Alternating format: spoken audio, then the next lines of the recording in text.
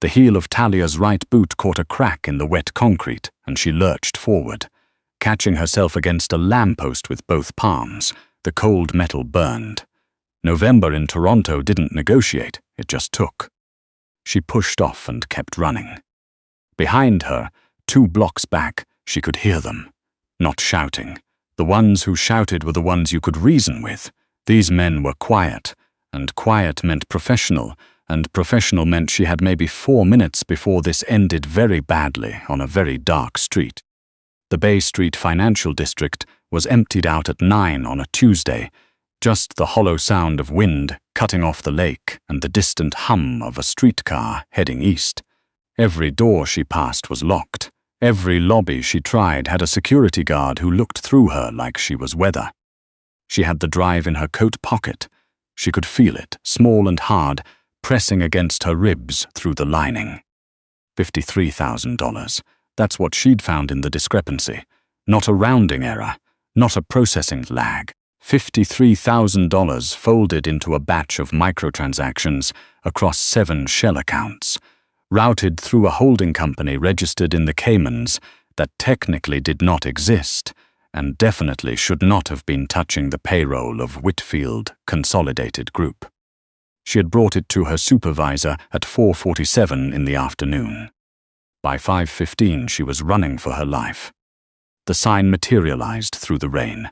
Brass letters on black granite, no neon, no sandwich board, no indication for the general public that this was a place they could enter. Greystone. A private members' dining club. She had processed their corporate catering invoices for 3 years without ever stepping inside. She knew it had a back room that stayed open past midnight and a clientele that valued discretion above all other amenities. She shoved through the door. The transition was violent. The howl of November cut off like a switch being thrown. In its place, the low amber hum of the room, the measured tempo of a piano coming from somewhere she couldn't see, and the rich, close smell of dark wood and very expensive food. A maitre d' appeared at her elbow almost immediately, his expression carefully neutral in the way that only extreme training could produce. "Ma'am, I'm afraid this is a—" "I know," Talia said. Her voice came out steadier than she deserved. "I'm meeting someone." She scanned the room before he could ask who. The bar, a handful of occupied tables, a man in the back booth alone, reading something on a flat phone screen. He had a glass in front of him, something dark, barely touched. He wore a charcoal jacket that cost more than Talia's monthly rent, and he had the stillness of a person who had never once been surprised by anything in his life. She didn't know him. She didn't care. The glass front door of Greystone showed her reflection, and behind her reflection, outside on the wet street, 2 dark shapes. They were waiting. They'd seen her come in. They'd let her reach a dead end before closing in. She had seconds. Talia walked to the back booth and slid in across from the stranger. He looked up from his phone. His eyes were dark, unhurried.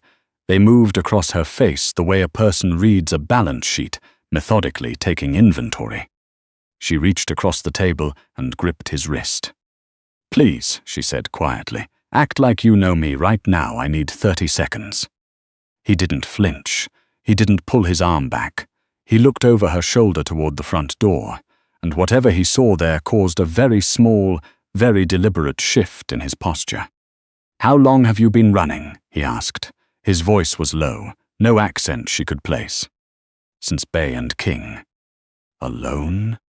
"Yes." He set his phone face down on the table, his hand turned under hers, not to shake her off, but to wrap around her fingers, a practiced natural gesture, the kind 2 people made when they were at ease together. His hand was warm and considerably larger than hers. He raised his voice just slightly. "There she is." The words were aimed past her shoulder toward the maitre d' still hovering 3 tables back. "Bring her a glass of whatever she wants." Then lower, only for her, "Don't turn around, look at me." She looked at him, dark eyes, a scar at the corner of his left jaw, an old one, silver thin. Mid-40s, she guessed, the kind of tired that didn't come from missed sleep but from years of carrying something heavy. The soft bell of the front door opening. boot heels on hardwood. Talia didn't turn around. The man across from her didn't so much as glance up. He reached for his glass, unhurried, and took a single slow sip. Then he set it down and let his gaze drift, casually, toward the two men who had stopped in the middle of the dining room. The silence that followed had weight. "We're looking for a woman." The voice behind Talia was broad and flat. "Came in just now. Dark coat, brown hair." The man across from her looked at the speaker for the first time. No change of expression, no urgency. "You're blocking the aisle," he said. Nothing in those 4 words was threatening. That was what made them devastating. It was the tone of a person who had never needed to threaten anyone in his life, because the threat was simply understood. She heard shuffling, a cough, a long, thick pause. "Mister," one of them started and then stopped. "The exit," the man said, "is behind you." 30 seconds. Maybe less. The boot heels retreated. The front door opened and closed. The piano kept playing, as though nothing at all had happened, because for everyone else in the room, nothing had. Talia realized she was still holding his wrist. She let go. "Thank you," she said. The words came out thin. She was burning through adrenaline faster than she could process it. "I'm sorry, I'll go." She moved to slide out of the booth. "You won't make it past the lobby doors," he said. She stopped. "I watched them cross the street. They didn't leave, they moved." He picked up his phone again, not looking at her.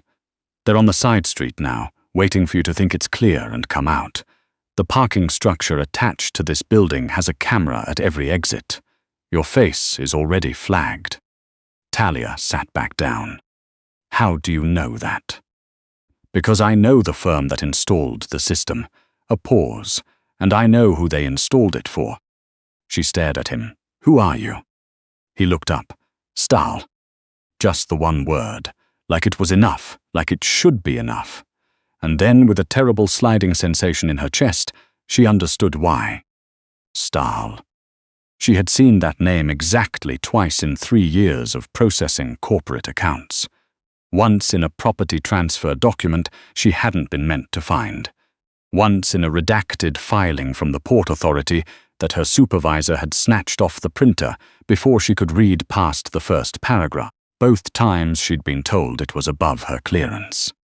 She had just run out of a fire and into a foundry. "The men outside," Talia said carefully, "work for Whitfield Consolidated." "I know who they work for," Stahl said. "Which means you know who I am." He tilted his head. The scar at his jaw caught the amber light of the room. "You're the junior accounts auditor who flagged a $53,000 discrepancy in the Q3 batch reconciliation and then made the mistake of telling her supervisor about it." He set his phone down again. "You left the office at 4:52. Your building access card shows a swipe at the records floor at 4:58. They sent 2 people after you at 5:10. He picked up his glass. "You had a 4-minute window, and you used it better than most people would." Talia felt the cold under her skin crystallize into something else, something slower and sharper. "How long have you been watching Whitfield's accounts?" "Long enough." Stahl drained the last of his glass and set it on the table with a quiet, final click. "What did you take?" She didn't answer. He looked at her directly for the first time, with something that wasn't quite patience and wasn't quite impatience, but occupied the narrow territory between them.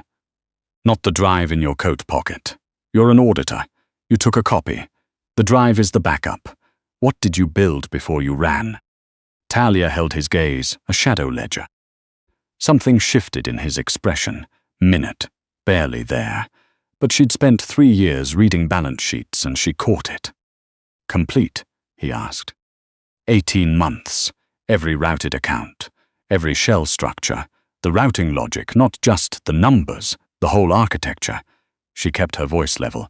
"I built the original reconciliation framework when I was hired. I know every shortcut they took. I know where they hid the seams." Stahl was quiet for a moment. The piano in the corner finished one piece and moved smoothly into another. "Come on," he said. He stood, left 3 folded bills on the table without counting them, and moved toward the back of the room without checking whether she was following. She followed. The car waiting in the alley behind Greystone was matte black and low to the ground, the kind of vehicle that announced absolutely nothing about itself. The man who opened the rear door was tall and quiet, and he did not look at Talia once as she got in. Stahl got in beside her. He gave the driver a street address and then said nothing else. Talia watched the financial district slide past the window. The rain had thinned to mist. She could see her reflection in the glass. Wet hair, a bruise beginning at her cheekbone from where she'd hit the lamppost, her good coat soaked through. She looked like the kind of person who stood outside shelters at 2 in the morning. Not the kind who had been earning $64,000 a year and contributing to an RRSP. 3 years. She had spent 3 years at Whitfield, rebuilding her credit after the debt her father left behind, sleeping in a bachelor apartment she could finally afford to heat properly, putting something small into savings every month like a person who expected to have a future. 6 hours to end it. "Where are we going?" she asked. "Somewhere they won't look tonight." That's not an answer. Stahl turned his head to look at her. In the moving light of the passing street lamps, his face was a sequence of sharp angles and shadows. "You're asking for guarantees from a man you don't know, in a car you got into voluntarily." "I got into this car because the alternative was being picked up by the 2 men outside." "Yes," he said. "So you made a—" He looked away again. "I respect calculations." The car turned north, then west, and eventually off the main grid entirely, onto a street that didn't appear on most mapping applications. A converted warehouse, 3 stories. Behind a chain-link gate that opened on a signal Talia didn't see anyone send. Inside, concrete floors, steel staircases, the kind of industrial architecture that had been turned functional without being turned warm. A woman was waiting near a kitchen counter, older, efficient, grey-haired, wearing a dark wool cardigan like she'd been expecting exactly this. "The 2nd floor," Stahl said to her. "The room at the end of the hall. Bring the medical bag." "She's staying?" the woman asked. There was no judgment in it, pure logistics. "For now," he said. Talia's ribs ached. She hadn't noticed until the adrenaline finished draining, but she must have clipped something in the alley, a corner or a pipe. Every breath had a dull catch at the bottom of it. The woman, she didn't offer her name, and Talia didn't ask, led her upstairs to a room that was spare but clean. A bed, a lamp, a window with the blind already drawn. She left a set of folded clothes on the chair and a first aid kit on the nightstand, and closed the door with the quiet efficiency of someone who managed crises for a living. Talia sat on the edge of the bed. She pulled the drive from her coat pocket and held it in her palm. Plastic and metal, small enough to close her fist around. 18 months of work. Routing tables, batch IDs, the shell account addresses written in the exact shorthand she'd developed herself because she'd never expected anyone else to read them. It had started as a discrepancy, $53,000. The kind of number you couldn't explain away with a processing lag. She had not gone looking for anything. She had just done her job. Turns out doing your job done right sometimes finds things that certain people would prefer stayed lost. She changed out of her soaked clothes, bandaged the cut on her palm from the lamppost, and told herself she would not sleep. She was asleep within 10 minutes. It was the smell that woke her. Coffee, dark roast, and something warm underneath it. She came back to herself slowly, the unfamiliar ceiling, the too small pillow, the faint ache in her ribs that reminded her immediately where she was and why. The blind was grey with early light. She checked the door, unlocked, which surprised her, and followed the smell downstairs. Stahl was in the kitchen. He had his back to her, standing at an industrial stove, and the jacket was gone. He wore a dark shirt with the sleeves rolled to the elbow, and she could see the edge of something, old scarring, the burn and pucker kind, running up the inside of his left forearm. He was making eggs, not scrambled, properly in a cast-iron pan, with oil and herbs, with the attention of someone who did not half do things. It was disorienting. The man who had ended a confrontation with 4 words the night before was standing in front of a stove cracking eggs. "You slept," he said without turning around. For a bit. Talia pulled out the stool at the counter and sat. "You tracked my building access records in under 5 minutes last night." "My people did." "Right." She put her hands flat on the countertop. "So you already know everything about me." "Not everything." He slid the eggs onto a plate and set it in front of her, followed by 2 slices of dark bread. "I know your employment history and your access logs. I don't know why you took the drive instead of going straight to the police." Talia looked at the eggs. She was hungrier than she'd realized. Because the first name on the payoff ledger, 3rd page, 2nd column, is a Toronto Police Services fraud inspector. She picked up the fork. I did the math on who I could trust. The list was short. Stahl poured 2 cups of coffee and set one on her side of the counter. He leaned against the opposite edge, both hands wrapped around his mug. Watching her eat, with that inventory taking attention, she was starting to recognize as just how he looked at things. Everything was data. Everything had a column. "The shadow ledger," he said. "You built the reconciliation framework yourself. That means you understand the architecture better than whoever put it in place." "Better than most people in that building, yes." She broke off a piece of bread. "I wasn't supposed to. I was just cheap labor who turned out to be good at building systems." She paused. "They promoted me twice in 3 years, which sounds like a success until you realize they promoted me because it was cheaper than hiring a consultant who might ask inconvenient questions." "Useful," Stahl said. "I'm aware it reads as an insult. I'm past caring." She ate another bite. "What do you want from me?" He didn't answer immediately. He looked at the mug in his hands. "Whitfield Consolidated processes receivables for 4 major real estate holding companies," he said. 3 of them are mine, or were, until 8 months ago, when someone started pulling freight, small amounts, not enough to trip automated monitoring, but consistent." Talia stopped chewing. "You're the $53,000, she said slowly. "Part of it." She set down her fork. "They've been stealing from you." "From me, through me, using my holding companies as laundering vehicles without my authorization." A very small muscle moved in his jaw. "Someone at Whitfield decided that since my accounts were already structured for opacity, they'd double-use them, which creates a liability I did not consent to and cannot easily explain if it surfaces." Talia stared at him. The calculation assembled itself the way it always did. Automatically, before she'd consciously decided to do it. All the pieces clicking into place with the clean logic of a spreadsheet resolving. "You need the shadow ledger to prove the skimming originated from Whitfield's internal accounts, not your own holding structures," she said. "You need the architecture, the routing sequence, the shell account hierarchy. Without it, if this surfaces in any kind of proceeding, your accounts look like the origin point, not the instrument." He looked at her steadily. "Yes. And I need to get out of the country before Whitfield's people find me."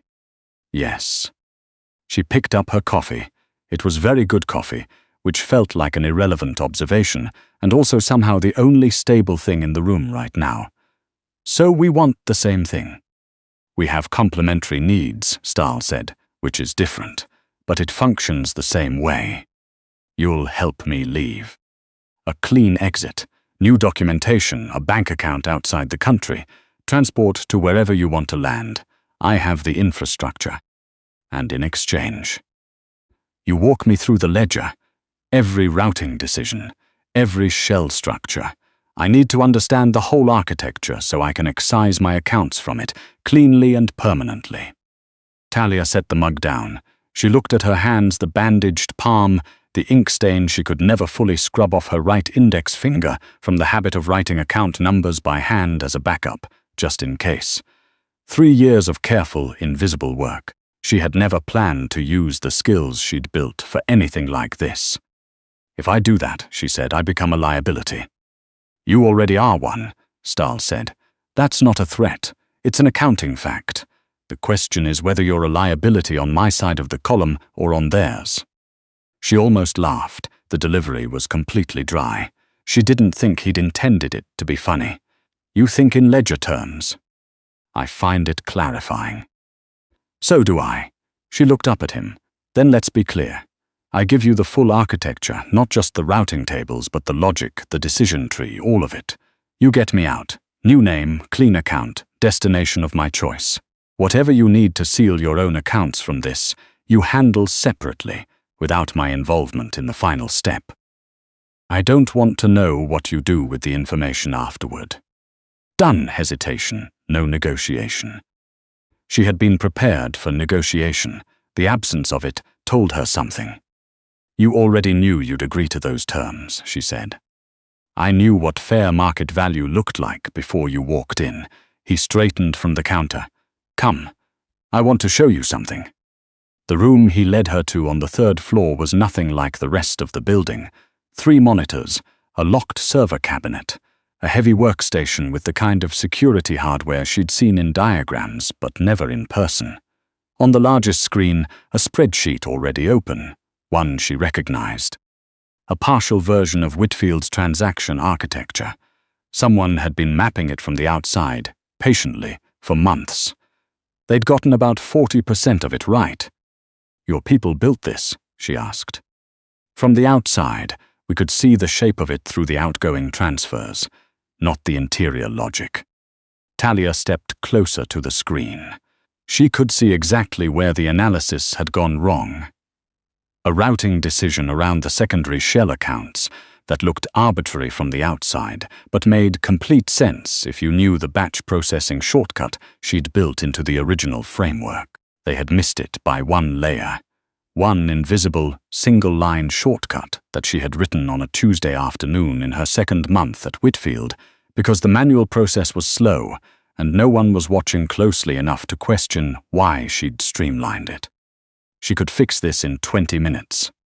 She looked at the drive in her hand. The decision had an odd clarity to it, standing here in this room, looking at the half-finished work of people who had been trying for months to do what she had already done. Running had kept her alive for one night, but running didn't solve the underlying problem. Whitfield would keep looking. The fraud inspector whose name sat in that ledger would keep looking. As long as the discrepancy existed, and as long as she was the person who had found it, she was a loose end. You could run from being a loose end, or you could pull the thread until the whole thing unraveled. Talia pulled out the chair in front of the workstation and sat down. She looked up at Stahl, who was watching her from the doorway with that same unhurried attention. Your analysts made one core error, she said. There's a batch processing shortcut in the secondary routing layer. It looks like a timing lag from the outside, but it's actually a deliberate pass-through. Everything runs through it. Once you see it, the rest of the architecture opens up. She turned back to the screen. Give me access to the workstation. A pause, then the sound of him crossing the room. He leaned over her shoulder and entered a password. The system unlocked. The security protocols don't allow external drives to mount without. I know. I'll walk you through a manual entry. It'll take longer, but it'll hold up under any kind of audit scrutiny. She moved the mouse, pulled up the input interface, and looked at the drive in her other hand. She plugged it in. The system ran a verification, a progress bar, a small green confirmation icon. The data was in. Stahl straightened up. He stood behind her, not crowding, just present. The room was quiet except for the low hum of the servers. The batch processing pass-through, he said. Show me. Talia pulled up the first routing table. Outside, the city was waking up.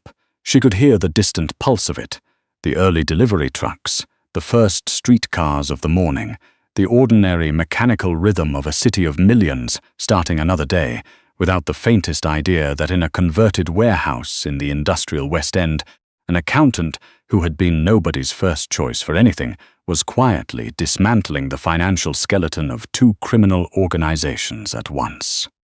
She had spent 3 years being underestimated, being cheap labor that was good at building systems, being promoted because a raise was cheaper than accountability.